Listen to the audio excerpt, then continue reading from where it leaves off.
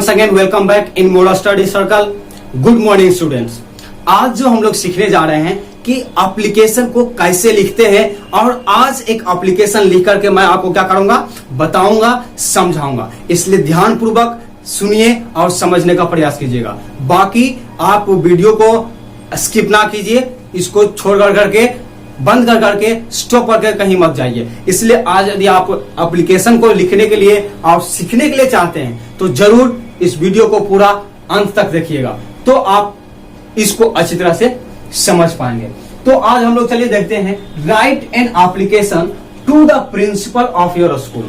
मतलब क्या है, आप अपने स्कूल के प्रिंसिपल के पास, आप अपने स्कूल के प्रिंसिपल मतलब प्राचार्य के पास एक क्या कीजिए, एप्लीकेशन लिखिए, आवेदन लिखिए। किस लिए कि to requesting him to leave for 5 days, 5 दिनों की छुट्टी के लिए। एज यू आर इल, जैसा कि आप क्या है, बीमार हैं। तो जैसे आप बीमार हैं तो उसके लिए क्या है, आप अपने प्रिंसिपल के पास एक एप्लीकेशन लिख दीजिए कि हाँ मैं बीमार हूं, डॉक्टर मुझे क्या क्या रेस्ट करने के लिए एडवाइस किया है, इसलिए मैं क्या है कि घर से बाहर नहीं जा पाऊंगा, रेस्ट करूंगा, बेड रेस्ट करने के लिए बोला गया है, इसलिए उसको छुट्टी लेने के लिए आप अपने स्कूल के प्रिंसिपल के पास एक लेटर एप्लीकेशन लिख करके दीजिए, ताकि वो आपके एप्लीकेशन को यानी आपके लीव को वो एक्सेप्ट कर सके। तो चलिए हम लोग सीखते हैं एप्लीकेशन को लिखने के लिए। तो सबसे पहले लिखने के लिए ध्यान रखिएगा, जब कभी भी आप प्रिंसिपल के पास लिखते हैं तो ध्यान में रखिएगा कि एक इस प्रकार से आप जब लेते हैं पन्ना को, तो उस पेपर को उसको फोल्ड करना, क्या करना है, 4 भागों में फोल्ड करना है, और फोल्ड करने के बाद उसका मार्जिन छोड़ना बहुत जरूरी है। जब कभी भी आप एप्लीकेशन लिखते हैं और एप्लीकेशन में आप मार्जिन नहीं छोड़ते हैं तो आपका एप्लीकेशन क्या होता है, गलत कहलाता है। क्योंकि आप जब मार्जिन छोड़ेंगे तो उसी मार्जिन के जो साइड में, जो लेफ्ट साइड में क्या करना है, उसको 4 पार्ट्स में, 4 इक्वल पार्ट्स में आपको क्या करना है, उसको डिवाइड कर देना। तो उसके जो लेफ्ट साइड में रहता है, उस लेफ्ट साइड में जो खाली स्थान रहता है, यानी हमारे कहने का मतलब जो मार्जिन छूटा हुआ रहता है, उसी मार्जिन में क्या करते हैं, जो अथॉरिटी पर्सन होते हैं, प्रिंसिपल होते हैं, क्लास टीचर होते हैं, या कहीं और जगहों में आप लोग करते हैं ऑफिस में, तो ऑफिस का जो पदाधिकारी होता है, अधिकारी होते हैं, जो रहते हैं वहां पर, वो क्या करते हैं, साइन करते हैं। इसलिए क्या है, एप्लीकेशन में जगह छोड़ना बहुत जरूरी पड़ जाता है। यदि आप एप्लीकेशन में मार्जिन नहीं छोड़ते हैं, जगह नहीं छोड़ते हैं, हमारे कहने का मतलब उस पेपर को 4 इक्वल पार्ट्स में आप क्या करते हैं, यदि नहीं उसको डिवाइड करते हैं तो आपका एप्लीकेशन लिखना गलत हो जाएगा। इसलिए कभी भी, जब कभी भी आप एप्लीकेशन लिखें तो उसको 4 इक्वल पार्ट्स में डिवाइड कर देना है। इतना ही नहीं, जब कभी भी आप एप्लीकेशन लिखें तो जिसमें क्या है, पूरा सादा पन्ना हो, मैथ वाले पेज में लिखना है, याद रखिएगा। उसमें रूल्ड क्या बोल सकते हैं, रूल्ड ना होना चाहिए, अनरूल्ड होना चाहिए। उसमें लाइन खींचा हुआ होना नहीं चाहिए। लेकिन आजकल लोग लिख लेते हैं, दूसरी बातें हैं, लेकिन उसमें क्या होना चाहिए, अनरूल्ड होना चाहिए। तो ये बातें आप ध्यान में रखिएगा कि वो जो पन्ना हम लिख रहे हैं अनरूल्ड होना चाहिए, हमारे कहने का मतलब सादा होना चाहिए, और उसको 4 इक्वल पार्ट्स में डिवाइड करना चाहिए। तो और उसके फर्स्ट इक्वल पार्ट्स को हमारे कहने का मतलब जो मार्जिन है उसको छोड़ करके लिखेंगे। तो लिखने के लिए सबसे पहले आपको क्या करना होगा, लेफ्ट हैंड साइड में आना। इस साइड में आएंगे, यहां पर लिखेंगे 2। ध्यान में रखिएगा, पहले जो लिखा जाता था कई एक प्रकार से, तो इसमें क्या रहता था, लगाया जाता था कोमा। लेकिन आज मॉडर्न क्लासिफिकेशन के अनुसार, मॉडर्न रूल्स के अनुसार इसको हटा भी दिया गया है। तो यदि आप ना लगाएं तो बेहतर होगा, लेकिन कई जगह में प्रयोग किया जाता है, उसको भी गलत कहा जाता नहीं है। लेकिन अभी के समय में मॉडर्न के अनुसार इसको ना देना अच्छा रहेगा। 2 लिखेंगे, उसके जस्ट नीचे ध्यान में रखिएगा, जब हिंदी वाले लोग बनाते हैं, हिंदी में जब एप्लीकेशन लिखते हैं, कहने का मतलब आवेदन लिखते हैं, तो यहाँ पर लिखते हैं सेवा में, और उसके बाद श्रीमान जो लिखते हैं सेवा में के नीचे लिखते हैं ना, तो इसके नीचे आकर के यहाँ से लिखते हैं। लेकिन इंग्लिश में वैसे नहीं करना है, कई लोग इस प्रकार से इंग्लिश में कर भी देते हैं, जो कि गलत है। इसलिए ध्यान में रखिएगा, इस प्रकार से होता नहीं है। 2 लिखेंगे, उसके जस्ट बिलो, उसके ठीक नीचे में क्या करना है, टू द प्रिंसिपल करेंगे। क्या करेंगे, टू द प्रिंसिपल। और याद रखिएगा कि जो आपके स्कूल में जहां पर आप लिख रहे हैं उस स्कूल के नाम भी लिखना। आप जैसे गोविंद भाई स्वार्थी स्कूल में पढ़ते हैं, तो उसका क्या कर देंगे, नाम लिख देंगे। To the principal Govind, GOVIND, Govind, Bhavishya BHAVISHYA, भविष्य, भारती BHARTI, भारती, शिक्षा SSIKSHA, शिक्षा, सेवा, सेवा सदन। और कोमा दे करके आप इसी लाइन में ध्यान रखिएगा, इसी लाइन में ही जगह का नाम लिखना है। लखीसराय है, पटना है, मुंबई है, जहां है उस जगह का नाम आप इसी लाइन में लिखे तो बेहतर है। याद रखिएगा, जो आप इंस्टीट्यूशन का नाम लिखते हैं, यानी हमारे कहने का मतलब जो संस्था का नाम लिखते हैं, स्कूल का नाम लिखते हैं, कॉलेज का नाम लिखते हैं, यूनिवर्सिटी का नाम लिखते हैं, तो वो जो होना चाहिए फुल्ली शॉर्ट फॉर्म ना यूज करके आप पूरा पूरा लिखें तो वो बेहतर होगा। लेकिन लोग क्या करते हैं, शॉर्ट फॉर्म में भी लिख देते हैं, तो वो गलत नहीं है, लेकिन इसको इस रूप में लिखना बेहतर होगा, है ना। तो लखीसराय, लखीसराय, इस प्रकार से हम लोग क्या करेंगे, लिखेंगे। उसके बाद इसके जस्ट नीचे डेट देंगे। याद रखिएगा, डेट लिखने के लिए कई लोग ऊपर का जो राइट साइड के है ना अपर कॉर्नर आता है, यहाँ पर भी लोग क्या करते हैं, डेट को लिख देते हैं। वहां पर भी आप लिख सकते हैं। हमारे कहने का मतलब यहाँ पर आप क्या कर सकते हैं, डेट को लिख सकते हैं। आज जैसे जितना तारीख है, आज कितना तारीख है, 12 जून है, 12 जून 2020। तो इस प्रकार से आप यहां पर भी लिख सकते हैं, लेकिन यहां पर लिख देना भी बेहतर रहता है। यहां पर भी लिखें तो ठीक है, ना भी लिखें तो वो भी ठीक है। इसलिए ध्यान रखिएगा कि यहां पर भी डेट क्या कर सकते हैं, लिख सकते हैं।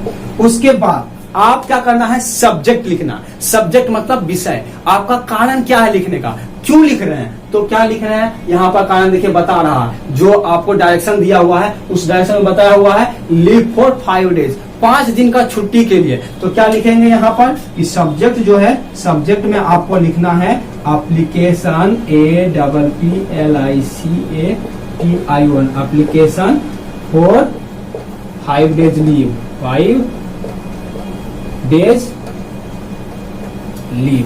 याद रखिएगा, कई एक स्टूडेंट ऐसा है क्या करते हैं, 5 डे कर देते हैं। याद रखिएगा, और 1 डेज, इस प्रकार से भी कुछ स्टूडेंट क्या करते हैं, गलती करता है। ध्यान में रखिएगा कि जब यहाँ प्लूरल नंबर में रहेगा तो डेज कर देंगे, और सिंगुलर नंबर में रहेगा। हमारे कहने का मतलब जब आप 1 दिन की छुट्टी लेते हैं तो वहां पर क्या हो जाएगा, 1 डे, 1 डेज नहीं 1 डे होगा। और जब 1 से ज्यादा दिन के लिए ले रहे हैं तो 2 दिन रहे, 10 दिन रहे, 20 दिन रहे, 1 मंथ रहे, तो आप क्या करेंगे, उतना डेज दे सकते हैं, है ना। इस प्रकार से आप क्या करेंगे, प्रयोग करेंगे। उसके बाद यदि आप क्या करना है, क्लास टीचर से भी उसको क्या करना है, पास करवा करके प्रिंसिपल के पास जाना है, तो आप उसमें क्या कर सकते हैं, थ्रू लिख सकते हैं, THROUGH, through the class teacher, class teacher. इस प्रकार से भी क्या कर सकते हैं, आप लिख सकते हैं। इसके बाद जब आप इतने सारे चीजों को लिख लेते हैं, उसके बाद आना है आपको बॉडी ऑफ द एप्लीकेशन के पास। बॉडी ऑफ द एप्लीकेशन के मतलब क्या हुआ, आप जो बातों को इसमें बोलने के लिए चाहते हैं, हमारे कहने का मतलब आप क्या कारण से छुट्टी ले रहे हैं, क्यों छुट्टी ले रहे हैं, कितने दिनों की छुट्टी ले रहे हैं, ये सारे बातों को इसमें क्या करना है, आपको मेंशन कर देना। तो उसके लिए हम लोग इस प्रकार से लिखेंगे, यहां पर सर लिख देंगे। क्या करेंगे, सर लिखेंगे। सर के जस्ट नीचे ध्यान रखिएगा, एस के जस्ट बिलो आप क्या करना है, सर आर के नीचे नहीं बल्कि एस के नीचे क्या करना है, इस प्रकार से लिखेंगे। इसी वर्ड को लेकर के प्रयोग कर करके आपको क्या करना है, एप्लीकेशन को लिखना शुरू करना है। Most humbly and respectfully I beg to say that. इसका क्या मतलब हुआ, मोस्ट हम्बली मतलब अत्यधिक विनम्रता पूर्वक, अधिक विनम्रता पूर्वक, एंड रिस्पेक्टफुली आदर पूर्वक, I beg to say that मैं ये कहने के लिए चाहता हूं, आदरणीय पूर्वक, विनम्रता पूर्वक मैं आपको ये कहने के लिए चाहता हूं कि I am suffering from sewer viral disease. मैं जो है क्या कर रहा हूं, सीवर वायरल डिजीज। सीवर मतलब क्या, कपकपी है ना, ठंडी जब आ जाता है क्या होता है, डर पूरा शरीर कांपने लगता है। तो मैं क्या है, लास्ट यहाँ पर दिया हुआ है कि आई एम सफरिंग, मैं पीड़ित हूं, मैं इससे क्या है, ग्रसित हूं, क्या चीज से, सीवर वायरल डिजीज, जो कि क्या है, कपकपी वाला जो डिजीज है, बीमारी है, कांपने वाला जो बीमारी है, थरथराहट का जो बीमारी है, उससे मैं क्या कर रहा हूं, ग्रसित हूं। I got this infection last night, और ये इन्फेक्शन जो है मैं पिछले रात को क्या किया है, इससे इन्फेक्टेड हुआ, क्या है, इससे संक्रमित हुआ। And I will not capable to come to school, और मैं स्कूल आने से के लिए कैपेबल नहीं हूं, योग्य नहीं हूं, मैं स्कूल जाने के लायक नहीं हूं। इस प्रकार से आप क्या करेंगे, उसको लिख देंगे। And the doctor told me to take rest for some days, और डॉक्टर है जो मुझे क्या किया है, बोला है, मुझको एडवाइज किया है कि इस प्रकार से जो प्रॉब्लम है, इस कारण से कुछ दिन क्या करना है, घर में रह करके रेस्ट करना है, बेड रेस्ट करना है। इस प्रकार से डॉक्टर क्या किया, हमको ये एडवाइज किया है। तो क्या है, इसीलिए आई देयरफॉर रिक्वेस्ट यू, यहां पर ध्यान रखिएगा, देयरफॉर आप पहले भी ला सकते हैं आई के, और आई के बाद भी दे सकते हैं। जब ध्यान में रखिएगा देयरफॉर आई रिक्वेस्ट यू रहेगा तो कोई दिक्कत नहीं, आप देयरफॉर के बाद कॉमा लगाएंगे, उसके बाद आई रिक्वेस्ट यू करके दे सकते हैं। लेकिन कुछ लोग इसको क्या करते हैं, इस सेंटेंस को गलत कर देते हैं, लेकिन गलत नहीं है, ध्यान में रखिएगा। उन लोग जानकारी नहीं रहने कारण इस प्रकार से कर सकते हैं। ध्यान में रखिएगा कि जब ये बीच में आ गया देयरफॉर, तब क्या करना है, आपको दोनों साइड इसका कोमा लगाना है। क्या करना है, दोनों साइड कोमा लगाना है। तो इसके सेंस में कोई भी डिफरेंट नहीं होता है, कोई भी अंतर नहीं रहता है, अच्छी तरह से आप समझ पाएंगे। इसलिए आई देयरफॉर रिक्वेस्ट यू, आप इसको बोल सकते हैं देयरफॉर आई रिक्वेस्ट यू, दोनों हो सकता है। लेकिन जब आप देयरफॉर को बीच में दे रहे हैं तो ये देयरफॉर के राइट और left both of sided you have to keep a comma, understood. इसके दोनों साइड को हमको क्या करना है, कोमा लगा देना है। आई देयरफॉर रिक्वेस्ट यू, इसलिए मैं आपसे अनुरोध करता हूं to grant me leave for minimum 5 days from 26 June 12 June 20 to 16 June 20। यहां पर क्या है, इसलिए क्या है कि मुझे काइंडली मिनिमम कम से कम 5 दिनों की छुट्टी दीजिए, कम से कम 12/6/20 से लेकर करके 16/6/20 तक। इस प्रकार से आप डेट को मेंशन करना बहुत जरूरी है। जब आप जितने दिन का छुट्टी ले रहे हैं, जिस तारीख से जिस तारीख को आप लेने के लिए चाह रहे हैं, तो उसको, उस डेट को, उस तारीख को मेंशन करना, लिखना बहुत जरूरी है। इसलिए इस प्रकार से लिखने, और इसके बाद अंत में उसका क्लोजिंग करना। तो क्लोजिंग हम लोग किस प्रकार से करेंगे, फॉर दिस एक्ट, आपके इस कार्य के लिए, कौन सा कार्य, ऑफ काइंडनेस, यानी आपके ये दया भरी यानी दयालु कार्य के लिए, इस दया से भरे हुए दिल के लिए, कार्य के लिए, I shall be ever remain thankful, मैं आपके लिए क्या रहूंगा, थैंकफुल बना रहूंगा, मतलब धन्यवादी बना रहूंगा टू यू। उसके बाद क्या करेंगे, अंत में इस प्रकार से योर ऑबिडेंटली पुपिल, योर ऑबिडेंटली, इस प्रकार से क्या कर सकते हैं, लिख सकते हैं। उसके बाद name, roll, class, section, mobile, date, जो कुछ भी आता है आप इसमें क्या कर देंगे, मेंशन कर देंगे। इसी प्रकार से क्या किया जाता है, एक एप्लीकेशन को लिखा जाता है। तो ये तरीका है, और इस फॉर्मेट को जब आप प्रयोग करेंगे तो मैं आशा करता हूं कि ये आपके लिए बहुत ही अच्छे रहेगा और आप अच्छी तरह से सीख पाएंगे। आप इसी तरह से दूसरों को भी सिखाएं और दूसरों के पास भी इस वीडियो को बांटे, ताकि वो भी सीख पाए अच्छी तरह से। तो मैं आशा करता हूं कि ये आप अच्छी तरह से सीख चुके होंगे। यदि आप सीखे हैं तो जरूर लाइक शेयर कीजिए और अपने दोस्तों से बांटिए, और चैनल को भी सब्सक्राइब कर दीजिए, और बेल आइकन को दबाना एकदम ना भूलिए। Okay, thank you, see you in next video, bye.